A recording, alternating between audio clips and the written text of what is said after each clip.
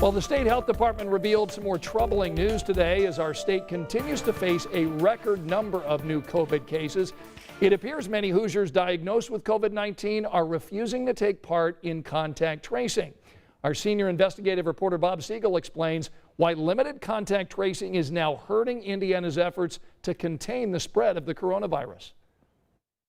One of the state's most important weapons against COVID-19 is contact tracing, reaching out by text or phone to Hoosiers who have the virus to try to identify what other people they may have infected. Today, we have 955 contact tracers working as part of our centralized contact tracing operation, and another 371 in local health departments. Despite more than 1,000 contact tracers statewide, this week, state health officials admitted many people who have COVID are not willing to answer any questions. The contact tracers also report that more people are refusing to complete the first contact tracing survey, which of course puts us all at greater risk for COVID and is a significant barrier to bringing our numbers back down.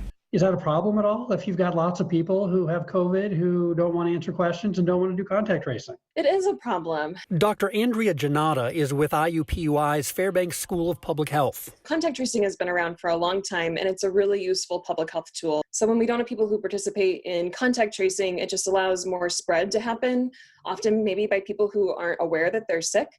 So contact tracing allows us to intervene and kind of stop the spread. The state health department tells 13 News its contact tracers have sent more than 475,000 phone calls and 630,000 text messages to people who tested positive for COVID-19. And it says nearly 75% of contact tracing efforts have been successful. But with more than 141,000 Hoosiers who've so far tested positive for COVID, that's more than 35,000 infected Hoosiers who have not shared information about other people they may have exposed. When we have full participation on contact tracing, we can do our best work. Dr. Kara Cecil is an assistant professor of public health at the University of Indianapolis. She says some people may turn down contact tracing because it can take a while, 45 minutes to an hour, to answer the full survey. It does take a while, it does take a period of time. But all that investment really matters, and it's so helpful. It's important to look at contact tracing efforts as something to really improve your health, your neighbor's health, and your family's health, and reduce the risk to those people. The state says when people refuse to respond to its contact tracers, those cases are then referred to local health departments for follow-up.